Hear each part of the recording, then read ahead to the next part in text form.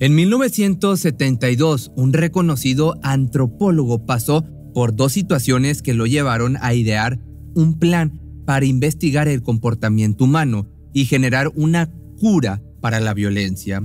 Un plan bastante descabellado desde su primer boceto. Si colocamos a un grupo de personas completamente diferentes en nacionalidad, religión, política e idiomas en un ambiente sin escapatoria por más de 3 meses, sin privacidad siquiera para ir al baño o bañarse y sin entretenimiento más que ellos mismos, ¿qué sucedería? Esta es la historia de la balsa Acali, llamada por algunos la balsa del libertinaje o de las orgías, pero que pasó por algunos momentos que nadie se esperaba.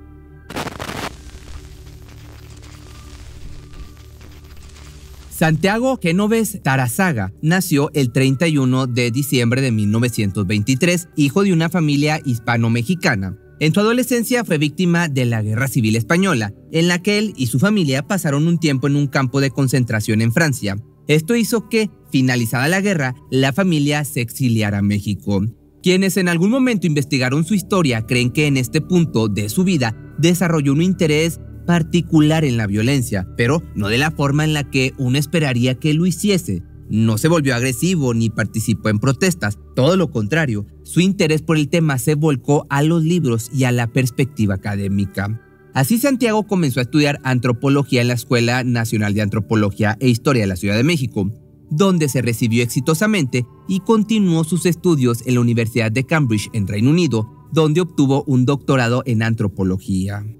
Su enfoque académico fue sobre la violencia en la cultura del ser humano y en sus años activos se cruzó con otro antropólogo de nombre Thor Heyerdahl, quien en ese entonces era conocido por la construcción de botes y su difusión antropológica.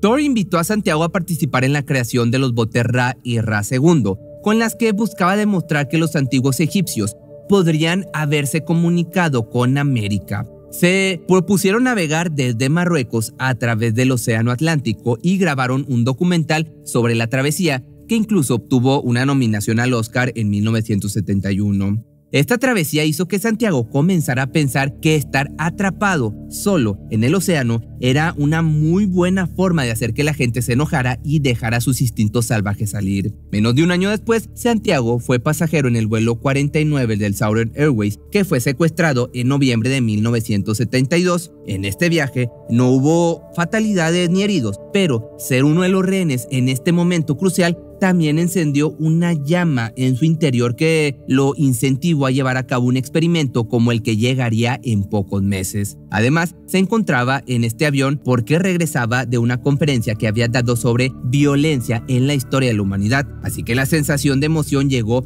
digamos, por partida doble. Todo esto le generó la idea de llevar a cabo un experimento en una balsa, pero ¿cómo funcionaría esto? Pues bueno, ahí te va.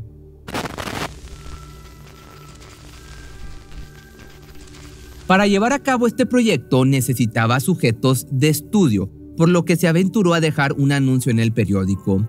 Él mismo decía que un líder de expedición buscaba voluntarios para salir en balsa a través del Atlántico, y la expedición duraba 3 meses. Buscaba personas de ambos sexos, preferentemente casadas, pero cuya participación sería sin sus respectivos cónyuges. Las edades de preferencia eran de 25 a 40 años. El anuncio se publicó y a pesar de ser una idea descabellada, 100 personas se postularon para ser parte. La idea era incluir 10 personas jóvenes, sexualmente atractivas, en este viaje desde las Islas Canarias hasta México. Pero, ¿por qué este detalle tan particular en su búsqueda? Bueno, Genovés consideraba que existe una conexión entre la violencia y la sexualidad y esta conexión era primordial para ese experimento. Quería descubrir la forma de crear paz en la Tierra, fue lo que dijo, y para esto necesitaba conocer y estudiar los orígenes de la violencia humana y la dinámica de la atracción sexual. El plan de Genovés era como si se tratara de un prototipo de lo que hoy conocemos como Big Brother o Gran Hermano, pero flotante, con participantes aislados por completo del resto del mundo. No tenían permitido tener actividades de recreación como una radio o libros para leer, así que los momentos en los que el aburrimiento sacudía la balsa tenían que entretenerse entre ellos. El experimento se llevaría a cabo durante 101 días y en ningún momento les dijo a los participantes cuál era el propósito de este experimento ya que quería que sus reacciones fueran completamente naturales. Lo único que mencionó es que este proyecto tenía la intención de desarrollar la idea de la paz mundial.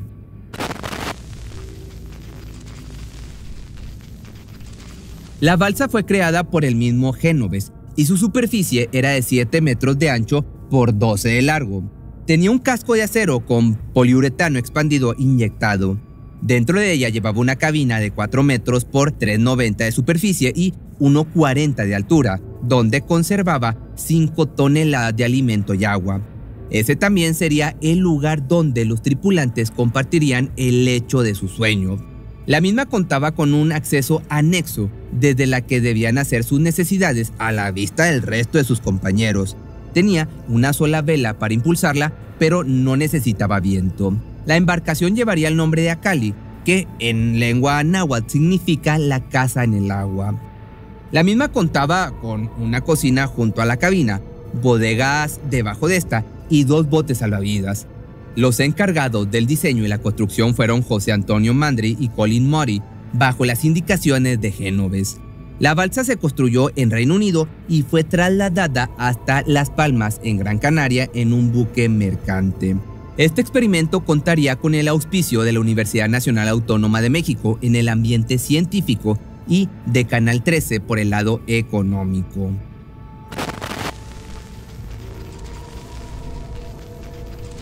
A pocos días después de partir, los participantes de la expedición iban a ser 13 personas, pero finalmente 4 fueron descartadas o decidieron abandonar por diversos motivos y en su lugar hubo 2 nuevas incorporaciones, haciendo que el número final fuese de 11 personas, de 11 nacionalidades distintas y 4 continentes diferentes. Se trató de 6 mujeres y 4 hombres. Estos fueron José María Montero Pérez, de 34 años, antropólogo uruguayo que había sido alumno de Génoves; Cervantes Zenotti, de 32 años, francesa, casada y con hijos, que decidió unirse a la expedición porque era buzo profesional; Charlie Anthony, de 37 años, greco-chipriota, era operadora de radio, así que en la expedición desempeñó ese mismo papel; Rachida Massani, de 23 años, oriunda de Argelia, era científica e investigadora y su área de conocimiento era la polución y le interesaba participar en este estudio de investigación.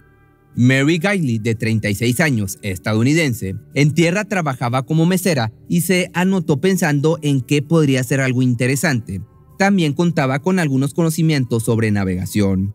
Fe Evelina Seymour, de 23 años, también estadounidense, casada y con hijos, que tenía un interés especial en la ciencia. María Bjornstam, de 30 años, sueca. No estaba casada ni tenía hijos, pero era la única navegante profesional que se había postulado para la expedición, por lo que fue seleccionada. Edna Jonas, de 32 años, Checoslovaquia, pero residente en Israel. Era una ex soldado que en ese entonces se desempeñaba como doctora. Se presentó a la expedición con la intención de probarse a sí misma que podía hacerlo. Bernardo Pongo, de 29 años, sacerdote oriundo de Angola. Elsuki Yamaki, de 29 años, japonés, camarógrafo. No se sabe bien qué lo llevó a anotarse, así que probablemente haya sido por la experiencia. Y Santiago, de 47 años en ese momento. Estos estarían aislados en el Océano Atlántico durante aproximadamente 3 meses, a partir del 13 de mayo de 1973. El grupo resultó ser variado, como te estás dando cuenta, con diferentes nacionalidades, religiones y contextos sociales seleccionados según Génoves para crear tensión en el grupo. Con la información que tenemos hasta aquí, podemos sacar algunas conclusiones. Todas las mujeres que fueron seleccionadas eran profesionales en algún campo específico o tenían más experiencia en este tema, mientras que los hombres no lo tenían y mayormente podía decirse que ellos se querían sumar o por la fama o por la experiencia. Ya verán por qué en unos instantes. Las personas seleccionadas para participar en esta odisea tuvieron que firmar un documento en el que aceptaban voluntariamente formar parte de este experimento, entre comillas, y someterse a diferentes estudios. Con este mismo documento, autorizaban a Santiago Génoves, director general del experimento, a que utilizara el material recogido por los estudios. Además, el mismo documento liberaba a los sponsors de cualquier responsabilidad en caso de que algún participante perdiera la vida. Antes del viaje entonces, los 10 tripulantes fueron sometidos a pruebas médicas, exámenes psiquiátricos, test psicológicos y grafológicos. Con estos datos intentaron pronosticar cómo sería la relación entre ellos.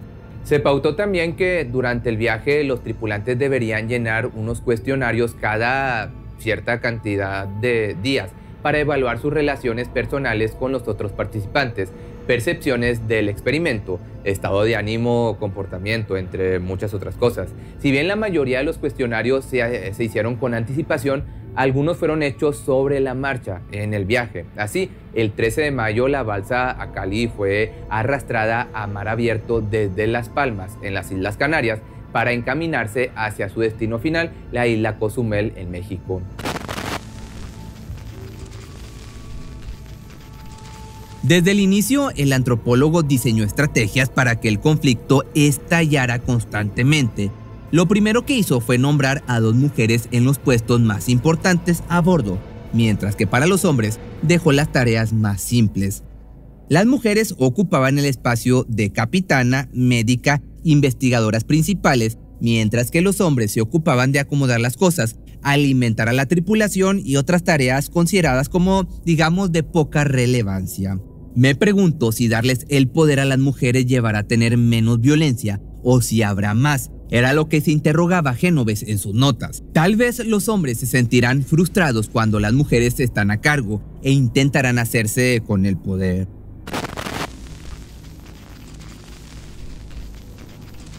De esta forma pasó un corto tiempo cuando se empezaron a notar los conflictos en la tripulación. María, la capitana sueca, generó problemas. Rashida, la mujer argelia, era indisciplinada en sus deberes y por esta razón fue apodada por el resto como la turista.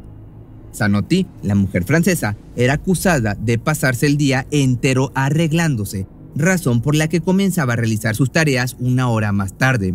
La doctora israelí era responsable de la salud de los pasajeros, pero no se preocupaba mucho, y como punto culmine, el sacerdote de Angola no le gustaba bañarse y generaba conflictos que se resolvieron obligándolo a bañarse 3 veces al día. Entre todos los conflictos que se presentaron en la travesía, 3 de ellos se resolvieron mediante votación.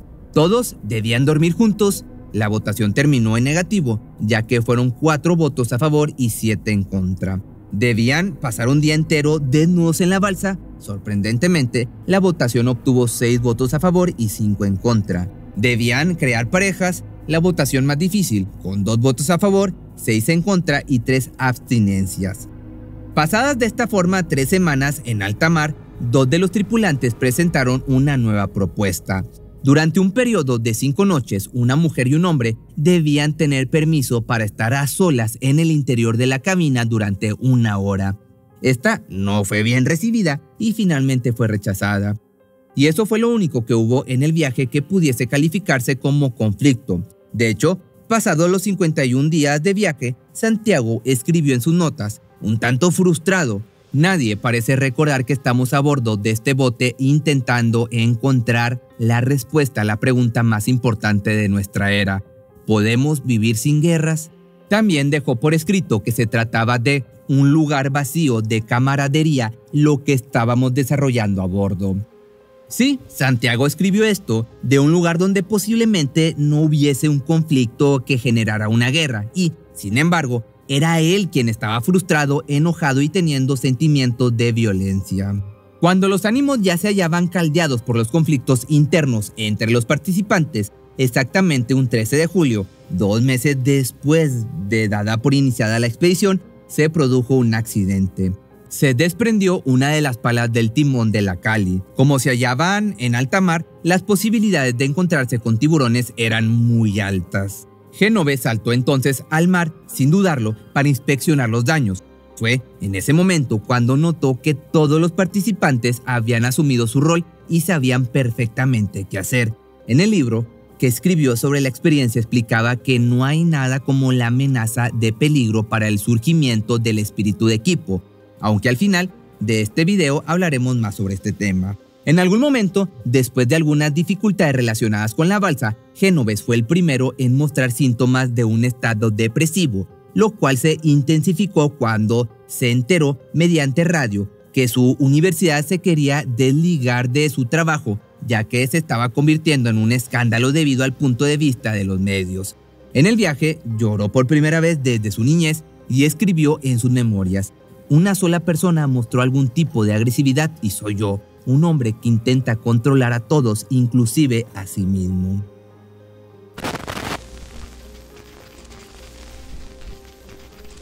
Una vez que la balsa zarpó, los medios de comunicación crearon historias sensacionalistas basadas en los pocos minutos de contacto radial con la balsa, con la intención de vender la historia de la manera más polémica posible. Con titulares como "Las orgías en la balsa del amor", artículos como "El secreto de la balsa del amor", que hablaba de un supuesto código racial secreto SOS, por si había problemas en la balsa de la pasión, y hasta un escrito dedicado al hecho de que el capitán usaba un bikini, hicieron que el proyecto de Génoves se empezara a conocer como la balsa del sexo. Sin embargo, aunque la realidad de Acalni no era como la pintaban los medios masivos, las relaciones sexuales sí se hallaban presentes en los experimentos preparados por Génoves. El uruguayo José María Montero, que falleció en 2013, reveló en una oportunidad lo siguiente: "La vida sexual en ese ambiente tan promiscuo no fue lo que la gente se imaginó. Fue pobre y escasa. Cualquiera que haya navegado sabe lo que significa andar en una balsa tan endeble a la que solo le impulsa una vela. Permanentemente se están rompiendo cosas y no hay tiempo para pensar en la vida sexual. Las guardias hay que respetarlas y la intimidad casi no existe. Todo eso es inhibitorio para la vida sexual. Además, todos teníamos que hacer nuestras necesidades en un espacio abierto que había sobre una borda, a la vista de todo el mundo, y a nadie le llamaba la atención". Esto no significa que los viajantes no hayan tenido intimidad. De hecho, se supo que Yamaki, el fotógrafo japonés, y Mary, la mesera estadounidense, se mostraron cercanos desde el principio, y en una de esas noches finalmente tuvieron intimidad en el interior de la cabina. Por su parte, el mismísimo Santiago se volvió íntimo de la mujer francesa, Cervantes Zanotti. Como el sexo está ligado a la culpa y a la vergüenza, dispuse entre ellos a Bernardo, un cura católico de Angola, para ver qué pasa. Esto fue lo que anotó Génoves en la planificación del proyecto.